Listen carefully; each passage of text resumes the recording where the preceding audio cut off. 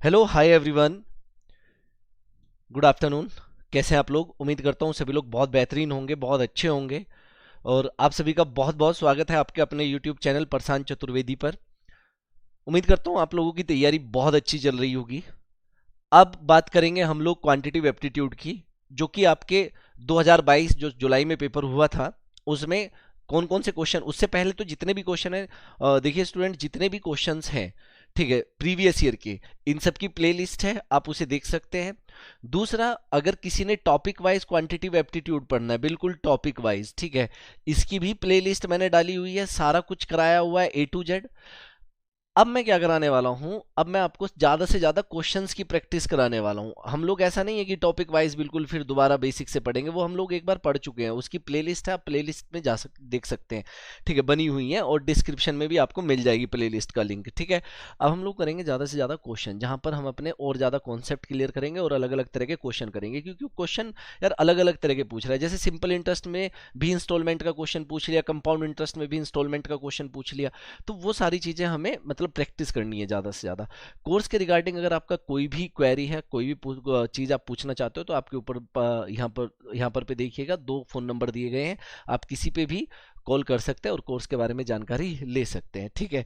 तो चैप्टर का नाम कुछ नहीं है, चैप्टर का नाम है जो आपका 27 जुलाई 2022 को जो पेपर हुआ था वो हम लोग यहाँ पर डिस्कस करने वाले हैं। और टॉपिक रहने वाले हैं सारे 15 क्वेश्चन है। आप लोग जानते हैं कि 15 क्वेश्चन आते हैं क्वांटिटिव एप्टीट्यूड से, ठीक है। तो देखो, प्रीवियस ईयर करके आपको दो आइडिया तो लग जाते हैं। सबसे पहला एक तो आइडिया ये लगता है कि भैया क्वेश्चन का लेवल क्या है, दूसरी बात कौन कौन से टॉपिक से क्वेश्चन पूछे जा रहे हैं, तो ये दो चीजें ही हमें पता होनी चाहिए बेसिकली, है ना। तो चलिए दोस्तों, पहला क्वेश्चन करते हैं जो कि आया था। 3 शिफ्ट में पेपर हुआ था, है ना, जुलाई में। तो मैं तीनों शिफ्ट के क्वेश्चन डिस्कस करूंगा आप लोगों के साथ। तो पहली शिफ्ट जो थी उसके क्वेश्चन डिस्कस करते हैं। प्रीवियस ईयर क्वेश्चन, पहला क्वेश्चन आप लोगों के सामने, कंपाउंड इंटरेस्ट। आप देखिए, कंपाउंड इंटरेस्ट का जो क्वेश्चन है, इंस्टॉलमेंट का क्वेश्चन है, बहुत बेहतरीन और बहुत प्यारा क्वेश्चन है, ठीक है। सेशन को प्लीज़ लाइक जरूर करें, शेयर करें, और जिसने अभी तक चैनल को सब्सक्राइब नहीं किया वो सब्सक्राइब भी कर दे, ठीक है। बस इतनी सी रिक्वेस्ट है, बाकी आपको पता है कि ये सारा कुछ मैं फ्री पढ़ाता हूँ, ठीक है। A sum of rupee 12,300 was taken as a loan, this is to be paid back into two equal instalment. दोस्तों, इस क्वेश्चन की जो कीवर्ड होते हैं ना, वो यही होते हैं, two equal instalment, three equal instalment. हालांकि आपसे टू इक्वल इंस्टॉलमेंट का ही क्वेश्चन ज़्यादा पूछा जाता है। If the rate of interest is 5% per annum compounded annually, find the value of each installment। आपको बहुत बेहतरीन सी बात बताता हूँ, जब भी आपके सामने ये लिखा आएगा टू इक्वल इंस्टॉलमेंट, इस तरीके से लिखा आता है कि टू इंस्टॉलमेंट, लिखने का तरीका क्या होता है वो समझिए। मान लीजिए, जस्ट एज्यूम कर लीजिए कि रेट ऑफ इंटरेस्ट आपका 10% है, ये जस्ट एज्यूम कर लीजिए।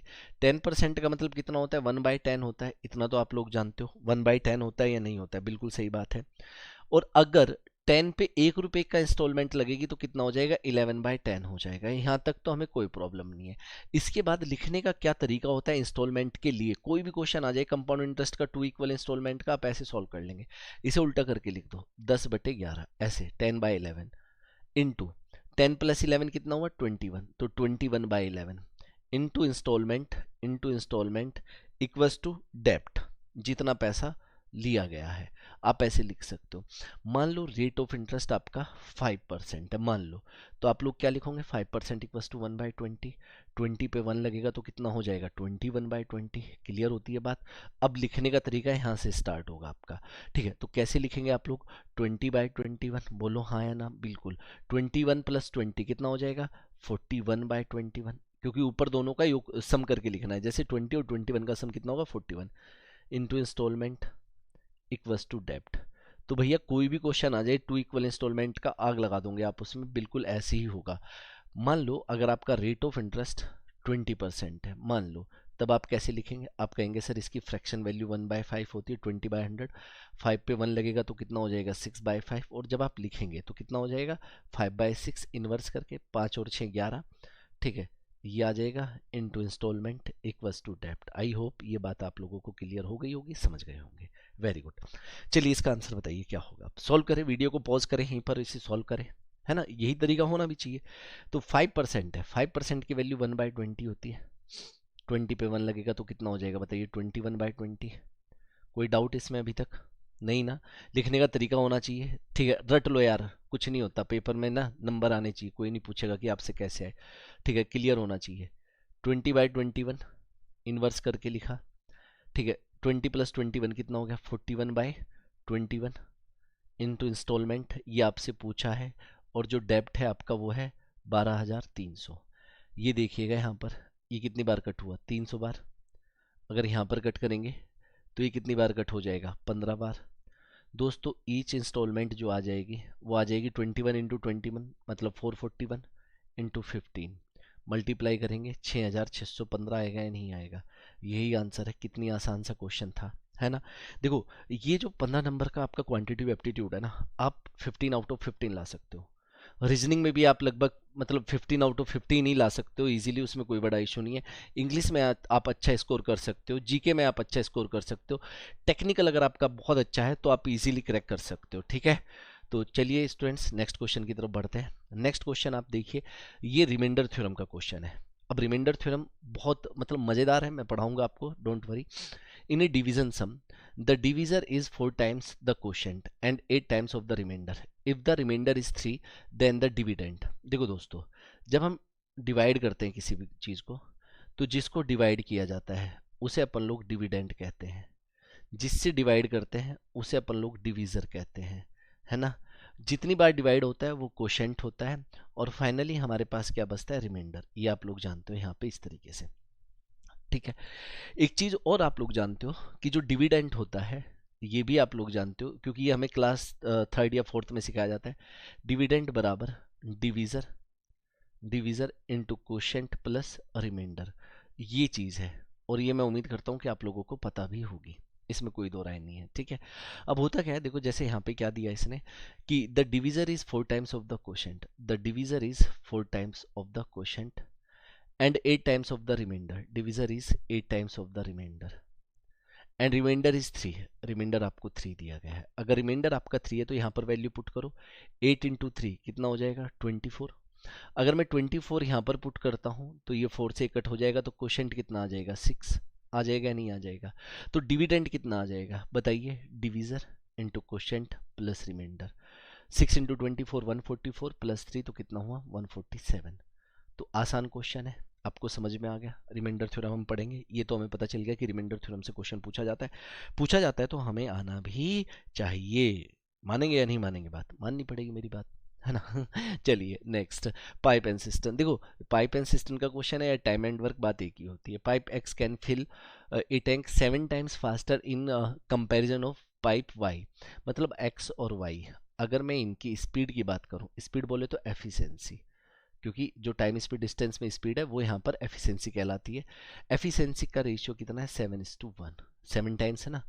एफिशिएंसी का मतलब एक तरीके से ये कह सकते हैं हम लोग कि ये 7 लीटर पर मिनट पानी भरता है, ये 1 लीटर पर मिनट पानी भरता है, ऐसा कह सकते हैं हम लोग, ठीक है ना। एफिशिएंसी यही होता है, पर मिनट, पर आवर, पर सेकेंड।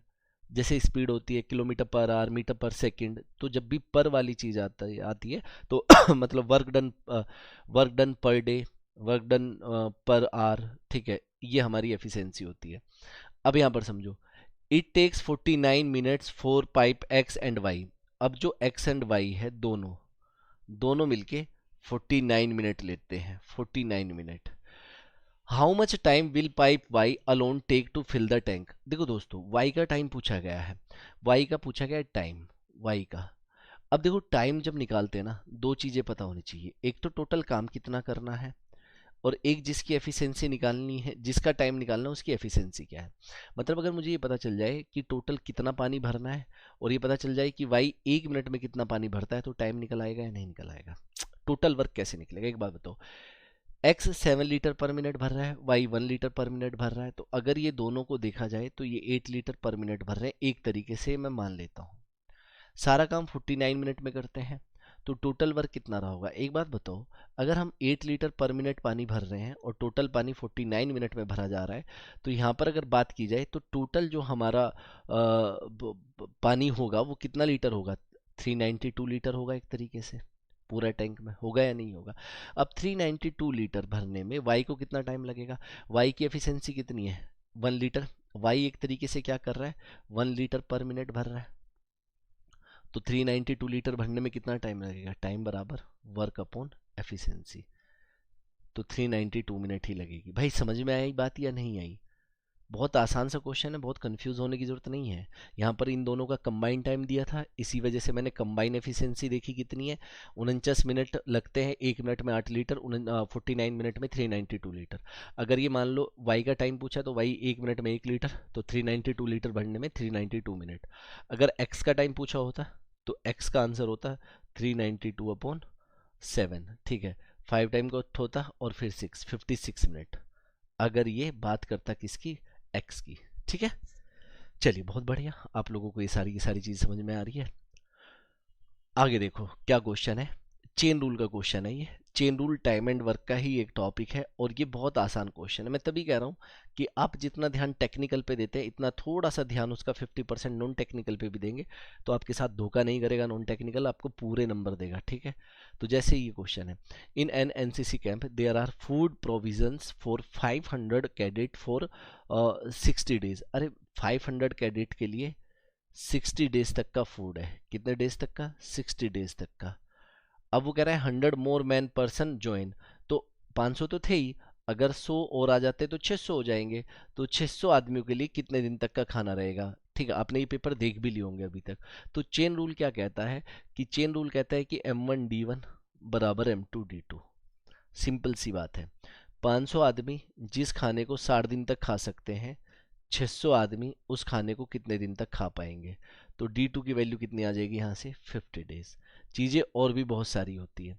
जो टाइम होता है वो मैन के इन्वर्सली प्रोपोर्शनल होता है, ये आप लोग जानते हो। अगर मैन के रेशियो की बात करें, पहले 500 थे अब 600 है, तो मैन का रेशियो 5:6 है। This is the ratio of man, old और न्यू, ओल्ड और न्यू। अगर ये मैन का रेशियो है तो टाइम का रेशियो कितना हो जाएगा, 6:5। तो ओल्ड जो टाइम था वो 60 डेज था, 6 की वैल्यू 60 है तो 5 की वैल्यू 50 आ जाएगी। तो आंसर क्या हो जाएगा, 50 डेज। मैं जानता हूँ कि ये सारी चीज़ें आप लोग समझ गए होंगे, वेरी गुड। इसके बाद बहुत बढ़िया सा क्वेश्चन था एक आपका ये, डिस्काउंट, प्रॉफिट एंड लॉस का, डिस्काउंट से रिलेटेड। तो डिस्काउंट का क्वेश्चन पूछा जाता है तो है आसान लेकिन थोड़ा सा कैलकुलेटिव बस। The mark price of a sofa was rupee 14,200। भैया 14,200 रुपये का सोफा आप अपने घर पे लाए खरीद के। द शॉपकीपर वाज ऑफरिंग, अभी घर पे लाए नहीं लेकिन क्या क्या कंडीशन है आप देखो। The shopkeeper was offering it for a discount of 25%। Discount का मतलब है कम करना, तो दुकानदार ने क्या किया कि 25% कम कर दिया, ठीक है। किसका 25%, 14,200 का 25% इसने क्या किया, कम कर दिया। But an offering, but on further bargaining, अभी आपने क्या किया और बार्गेनिंग की, agreed to offer a successive discount, यहाँ पर एक और डिस्काउंट देने को तैयार हो गया वो, और फाइनली सोल्ड एट, आपको उसने कहा कि भैया ऐसे 9,585 रुपीज़ का ले लो, अगर लेना है तो इससे कम तो मैं नहीं दूंगा। What is the second discount. तो डिस्काउंट जब भी होता है वो सक्सेसिव डिस्काउंट होता है। अब सक्सेसिव डिस्काउंट कैसे लगता है कि इस पे हमें 25% का डिस्काउंट मिला। 25% मतलब 1/4, और इसका जो 1/4 हो जाएगा वो हो जाएगा 3,550। तो इतने का डिस्काउंट आपको मिल गया। डिस्काउंट मिलने का मतलब कम हो गया। 14,200 में से 3,550 रुपये माइनस कर दे तो 10,600 कितना आ रहा है, 50 आ रहा है, वेरी गुड।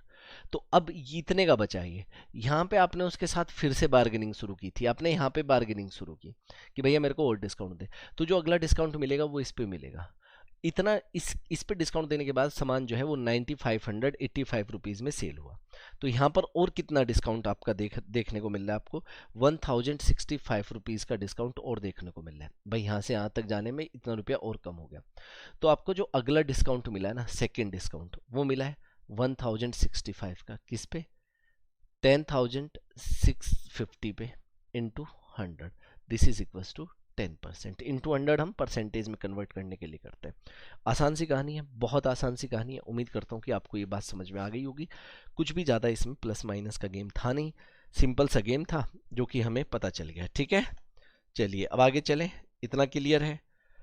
एक बार मुझे कमेंट बॉक्स में ज़रूर बताना कि मतलब ये प्रीवियस ईयर क्वेश्चन करेंगे तो क्या कुछ आपको हेल्प मिलेगी या नहीं मिलेगी, तो ज़रूर मुझे ज़रूर बताना। डीआई भी आपसे पूछी गई, ठीक है। नेक्स्ट क्वेश्चन पे चलते हैं। डीआई दो क्वेश्चन थे, एक क्वेश्चन यहाँ पे दिया, एक क्वेश्चन नंबर जैसे 6 है, मैं देख रहा था एक क्वेश्चन नंबर 14 पे भी सेम डीआई दे दी थी उसने, तो इससे दो क्वेश्चन है हमारे। अब मैं इतना जरूर जानता हूँ कि अगर मैं बात करूँ पूरे सर्कल की, अगर पूरे सर्कल की बात की जाए तो पूरा सर्कल जो होता है वो 360 डिग्री का होता है, आप लोग जानते हो। ठीक है, जब सर्कल बनता है तो पूरा 360 डिग्री पे बनता है। इसके बाद बात करें, what is the angle of Wednesday on the pie chart. Wednesday की अगर बात करें, ये रहा वेडनेसडे 9.25। अब इसे डिग्री में कैसे कन्वर्ट करेंगे? सबसे पहले तो आप देखेंगे कि टोटल सेल आपकी कितनी है। टोटल मतलब 3.5 प्लस 8.5 प्लस 7.25 प्लस 9.25 7.8 8.1 और 6.2, इन्हें सबको क्या करेंगे अपन ऐड करेंगे। ये कितना आ रहा है भाई? 50.6। तो देखो जो टोटल है, अगर मैं बात करूं इन थाउजेंड्स में, तो जो 50.6 थाउजेंड है एक तरीके से 50.6 थाउजेंड, इसकी जो वैल्यू है वो 360 डिग्री है या नहीं है? अगर डिग्री में बात करें तो 1000 की जो वैल्यू है एक तरीके से वो कितनी आ जाएगी? ये आ जाएगी या नहीं आ जाएगी? बोलो हाँ या ना। लेकिन मेरे से पूछा है 9.5 थाउजेंड कितने डिग्री के इक्वल है, तो हम यूनिटरी मेथड जानते हैं और बहुत सिंपल सी बात है आप लोगों के लिए कि ये कर देंगे 9.25। क्लियर होती है बात? अगर इसकी मल्टीप्लाई की जाए तो ये बहुत आसान सा है, ये आ जाएगा हमारे पास अपॉन 50.6। और अगर इसे कट करेंगे, अगर पॉइंट हटाए तो लगभग पहले 6 बार तो जाएगा ही जाएगा और फिर 5 बार, तो 65 तो आना ही आना है। तो ये तो आंसर नहीं है, 65.8। यस, ठीक है, तो ये रहा आंसर। क्लियर होती है बात? तो जब भी डिग्री की बात आएगी तो आप इसे कन्वर्ट कर लेंगे इजीली। देखो इसी से रिलेटेड एक डायरेक्ट एक और क्वेश्चन कराता हूँ इसी के ऊपर, बाकी तो हम सारे क्वेश्चन करेंगे। ये देखो क्वेश्चन नंबर 14 था यहाँ पे, क्वेश्चन नंबर 14 भी इसी के ऊपर बेस है, दिख रहा है ना आपको? तो देखो सिंपल सी बात है, the angle difference of 2.13 degree is 4। Difference की बात हुई है, ये अच्छा क्वेश्चन है। तो देखो आप क्या करोगे यार, फ्राइडे और सैटरडे का डिफरेंस निकाल के देखोगे, संडे और सैटरडे का डिफरेंस निकाल के देखोगे, थर्सडे और फ्राइडे का। तो मैं थर्सडे और फ्राइडे का ही निकाल के दिखा देता हूँ। टोटल अभी हमने जस्ट सॉल्व किया कि टोटल जो है हमारा वो 50.6 थाउजेंड है, ये तो आपने देख ही लिया। दूसरा आपने इतना भी देख लिया कि भैया एक जो 1000 की जो वैल्यू आई थी वो आई थी 360 अपॉन 5.6। अगर मैं डायरेक्ट इसी का निकाल लूँ, क्योंकि मुझे दिख रहा है कि यार यही आंसर है इधर, है ना, हालांकि पेपर में बैठ के नहीं होगा, हमें सबका चेक करना पड़ेगा कि पहले पहला ऑप्शन चेक करना पड़ेगा, फिर दूसरा, फिर तीसरा, और जहाँ पर जो 2.13 डिग्री का डिफरेंस आ जाएगा वही आंसर हो जाएगा। जैसे थर्सडे और फ्राइडे की बात करते हैं, तो थर्सडे हमारे पास ये रहा और फ्राइडे हमारे पास ये रहा। अगर मैं इन दोनों के डिफरेंस की बात करूंगा तो ये 0.3 के आएगा, आप देख लो 8.1 और 7.8। तो अगर 1000 की वैल्यू ये है तो 0.3 की वैल्यू कितनी आ जाएगी? 0.3। अब दोनों तरफ क्या करोगे, 0.3 से मल्टीप्लाई कर दोगे और आप देखोगे कि सॉल्व करके 2.13 ही डिग्री आ रहा है, मतलब यही आंसर है। ठीक है, बाकी किसी में भी 2.13 डिग्री का आंसर नहीं आएगा। जैसे हम लोग फिर फ्राइडे और सैटरडे का डिफरेंस निकालेंगे तो नहीं बनेगी बात बिल्कुल भी। ठीक है, क्लियर? चलिए बहुत बढ़िया, अब हम आगे चलते, क्वेश्चन नंबर 8 की तरफ थे हम लोग। 7, सबसे इससे पहले 7 देखते हैं। The digit at the unit place of 2 to the power 30, मतलब यूनिट डिजिट का भी क्वेश्चन आपसे पूछता है, और यूनिट डिजिट का कॉन्सेप्ट सबसे आसान मुझे लगता है कि सबसे आसान होता है यूनिट डिजिट का कॉन्सेप्ट। देखो दोस्तों कुछ नहीं होता, जब भी पावर में निकालना होता है तो जो भी पावर होती है, क्योंकि 4 एक यूनिवर्सल साइक्लिसिटी है हर एक के लिए, यूनिट डिजिट की अगर बात करें तो इसे डिवाइड बाय 4 कर दो। तो जैसे 30 क्या होगा, 30 को अगर डिवाइड बाय 4 करेंगे तो रिमाइंडर कितना आ जाएगा? 2 आ जाएगा बस। और यही रिमाइंडर इस पावर को जाके रिप्लेस कर देता है। ये कॉन्सेप्ट होता है यूनिट डिजिट का। 2 to the power 2 है ना, कितना हो जाएगा? 4। तो यूनिट डिजिट कितनी आ गई? 4 आ गई। तो सिंपल सी कहानी आप लोग समझ गए। क्वेश्चन नंबर 8, ये अच्छा क्वेश्चन था टाइम एंड डिस्टेंस का। ठीक है, अब जिसका तो कॉन्सेप्ट क्लियर होगा यार वो तो कर ही लेगा, उसमें तो कोई प्रॉब्लम ही नहीं है। To escape, a thief runs toward a gathering at the speed of 6 km per hour and a policeman chases the thief at a speed of 10 km per hour. देखो भाई यहाँ पर थीफ है, भागना शुरू किया इसने, स्पीड 6 किलोमीटर पर आवर है। ठीक है, धीरे धीरे भाग रहा है, पुलिस वाला तेज है, ठीक है, फिट भी है, और ये इतनी स्पीड से भाग रहा है ना। तो भागा दौड़ी मची हुई है यहाँ पे भयंकर तरीके से।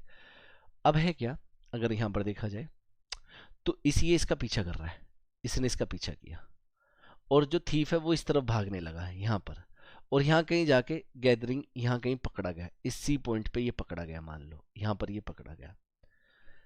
अब जो एक लाइन और लिखी है इसने, the policeman is able to catch him just before the reaches the gathering, बस यहाँ पर जस्ट यहीं पे पकड़ लिया उसे। Okay, what is the distance between the policeman and thief if the thief is 1.5 kilometre away from the gathering, मतलब thief जो है वो 1.5 किलोमीटर था, 1.5, 1.15 नहीं 1.5 ऐसे, ठीक है भाई, इतनी दूर था, मतलब ये जो डिस्टेंस है।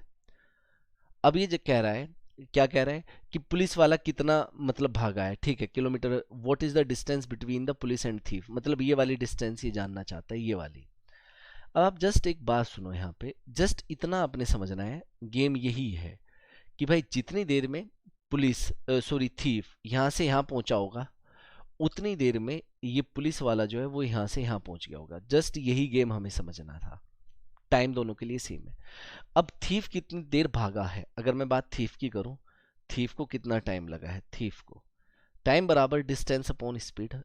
थीफ भागा है 1.5 किलोमीटर, कितने स्पीड के साथ, 6 किलोमीटर पर आवर की स्पीड के साथ। लेकिन ये तो हमारा आ गया है आर में, अगर आर में भी है तो कोई इशू नहीं है, इसे ऐसे ही रहने दो, 1/4 आर है ना, 1/4 आर तक ये भागा है। अगर ये 1/4 आर भागा है तो पुलिस भी 1/4 आर ही भागा है, तभी तो पकड़ पाया या नहीं पकड़ पाया।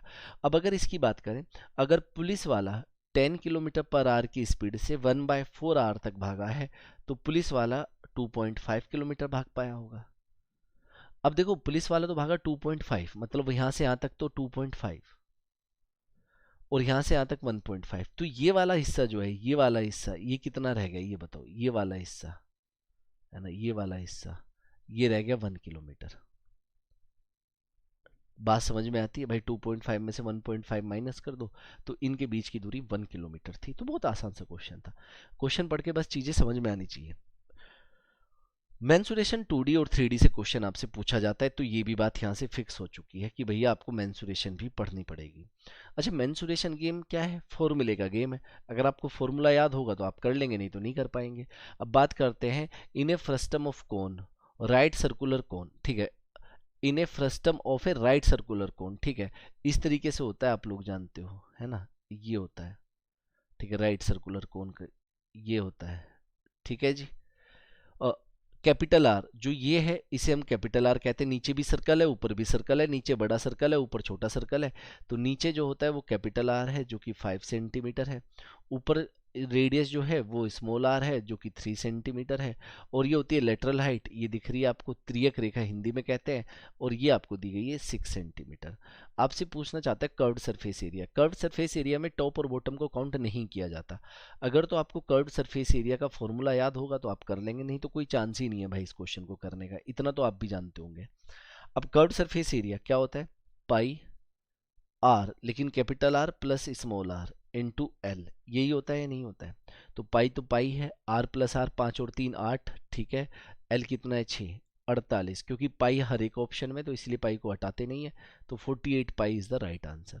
तो फॉर्मूला बेस्ड क्वेश्चन था, अगर फॉर्मूला याद है तो हो जाएगा, नहीं तो कोई चांस नहीं है भाई। एक बार सेशन को प्लीज शेयर जरूर कर दे, अगर आप कर सकते हैं तो कम से कम, अगर शेयर नहीं कर सकते तो लाइक कर सकते हैं, और एक कमेंट करके मुझे बता सकते हैं कि भाई ये इस तरीके से अगर हम चलेंगे तो आपको हेल्प मिलेगी या नहीं मिलेगी, और फिर टॉपिक वाइज क्वेश्चंस की प्रैक्टिस शुरू कर देंगे, ठीक है, टॉपिक वाइज क्वेश्चंस की हम लोग प्रैक्टिस शुरू कर देंगे, और मैं उम्मीद करूंगा कि आपको सारी चीज़ें क्लियर कराऊंगा, ठीक है।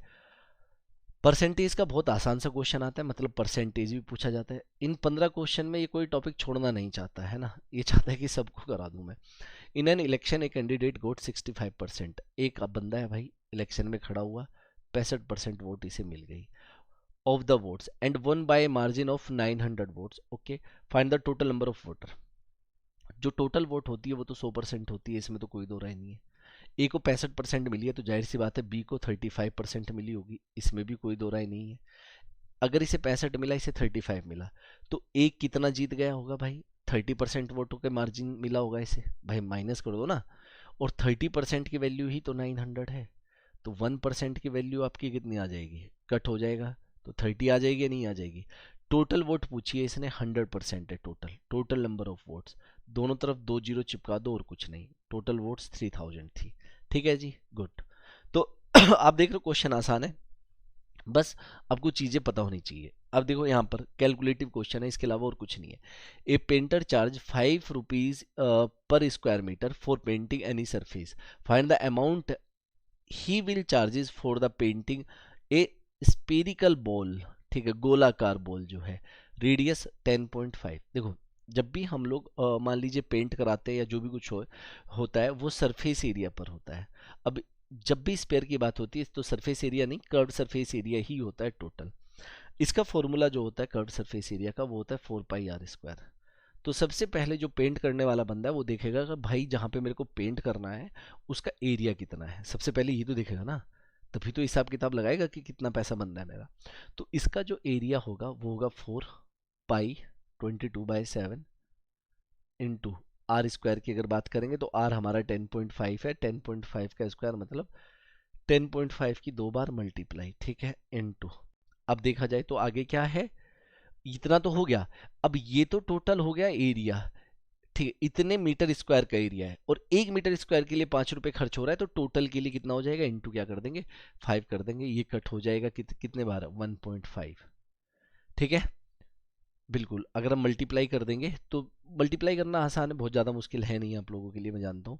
तो ये आपका आ जाएगा 6930, ठीक है, सिर्फ आपकी कैलकुलेशन का गेम है।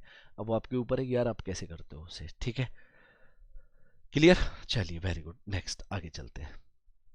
कैलकुलेशन की क्लास भी मैं लूँगा, हालांकि किस तरीके से करनी चाहिए, मतलब जैसे अगर मान लीजिए ये था तो मैं इसे 11 × 2 लिख सकता था, फिर 2 × 4 करके 8, 8×5 = 40, 40 की गुना इससे कर लेता और फिर इसकी गुना इससे करता, और फिर जो 11 बचा है 11 से मल्टीप्लाई करना आसान है, वो मैं आपको बता दूंगा कि 11 से किस तरीके से मल्टीप्लाई करते हैं, तो डोंट वरी। एक और इंस्टॉलमेंट का क्वेश्चन आया, सिंपल इंटरेस्ट की इंस्टॉलमेंट है, बहुत शानदार सा क्वेश्चन है। सिंपल इंटरेस्ट, कंपाउंड इंटरेस्ट की इंस्टॉलमेंट मैंने बता दी आपको। An annual installment of 2200 will discharge a debt of rupee due in 3 years of rupee y। Okay, ये y रुपी है भाई, यहाँ पे रुपी रुपी मत समझना, मुझे लगा रुपी का नया साइन आ गया ये 3 years at 14.5% simple interest per annum, what is the value of y। मतलब आपसे ये पूछा है कि डेब्ट कितना होगा। Note, instalment will be paid at the end of year, first year, second year, third year, मतलब हर एक साल के बाद इंस्टॉलमेंट देनी पड़ती है, पहली बात तो यही है। देखो अगर मैं मान लीजिए पेपर देने जाऊं तो मेरे को दिख रहा है कि यार ये 2200 है, कहीं ना कहीं इसी का यूज करके आंसर आएगा। 2200 के अंदर 11 है, 11 प्राइम नंबर है, तो जो भी आंसर होगा वो 11 से कटेगा। तो क्या ये 11 का मल्टीपल है 14 और 12? नहीं, ये 11 से नहीं कटता, ये भी 11 से नहीं कटेगा, ये भी 11 से नहीं कटेगा, यही एक आंसर है जो 11 से कट हो जाएगा, तो यही आंसर है। बात समझ में आई। मैं ये चीज यहाँ पे भी लगाने वाला था, ऐसा नहीं है कि यहाँ पे नहीं लगाने वाला था, क्योंकि पाई पाई के अंदर क्या आएगा 22, 22 क्या होता है 11 × 2, तो 11 का मल्टीपल होगा। लेकिन जैसे ही मैंने एक क्वेश्चन पढ़ा ना तो साथ में ऑप्शन पे भी नजर थी यार, 11 का मल्टीपल ये भी है, 6 6 12, 8 और 4 12, तो ये कट जाएगा 11 से, ठीक है। तो पता चल जाता है कि हाँ यार 11 से ये भी कटेगा, 11 से ये भी कटेगा, तो सभी 11 के मल्टीपल है, इसीलिए ऑप्शन से नहीं कर पाए हम लोग, ठीक है। बाकी इसका है क्या तरीका, सुनो। जब भी सिंपल इंटरेस्ट की इंस्टॉलमेंट आएगी ना, याद रखना एक ही फॉर्मूला है जो कि यूज करना है, इंस्टॉलमेंट बराबर डेब्ट इंटू 100। भाई करना पड़ेगा, और आप इसे करेंगे तो सीधा सीधा आंसर आप ला सकते हैं। 100t, टी होता है time, into sorry plus RT, T-1 divide by 2, और इससे आपका सीधा सीधा आंसर आ जाएगा। अच्छा, ये क्वेश्चन सिर्फ ऐसा नहीं कि यहीं पे पूछा जाता, बहुत सारे एग्जाम में पूछा जाता है इंस्टॉलमेंट से रिलेटेड क्वेश्चन, तो इसीलिए आपको ये याद होना चाहिए, सिंपल इंटरेस्ट की इंस्टॉलमेंट सीधा आंसर। इंस्टॉलमेंट कितनी दी गई है 2200, डेब्ट आपसे पूछा है, यहाँ पर आ जाएगा 100 अपॉन 100t, टी कितना है 3 years, तो 300 आ जाएगा ये। आर कितना है 14.5 इंटू 3 करेंगे तो 43.5, T-1/2 मतलब 3 में से 1 गया 2, 2/2, तो ये तो कट जाएगा, तो आगे लिखने की जरूरत है नहीं, यहाँ पर कट हो जाएगा ये 22 टाइम, सॉरी हाँ पूरा, तो 22 इंटू ये चला जाएगा इधर जुड़ने के बाद 343 इंटू 5, और यही आपका क्या हो जाएगा, डेप्थ हो जाएगा। मल्टीप्लाई आप कर ही लेंगे सिंपल, 7557 आप करके देख सकते हो आंसर, ठीक है। तो यार ये तो आपको पता होना चाहिए, याद करना पड़ेगा, ये फॉर्मूला इंपॉर्टेंट है। तो कंपाउंड इंटरेस्ट और सिंपल इंटरेस्ट दोनों की इंस्टॉलमेंट डाल दी थी इसने, देख लो एक ही टाइम पे सारे काम कर दिए इसने। ठीक है, इसने बोला कि छोड़ूंगा नहीं, मैं सारे क्वेश्चन दूंगा ही। ठीक है भाई, कोई बात नहीं, दे दे, हम भी तेरे से निपट लेंगे। ये तो आसान क्वेश्चन है, ये वाकई में बहुत आसान क्वेश्चन है, इसमें कुछ भी नहीं करना है।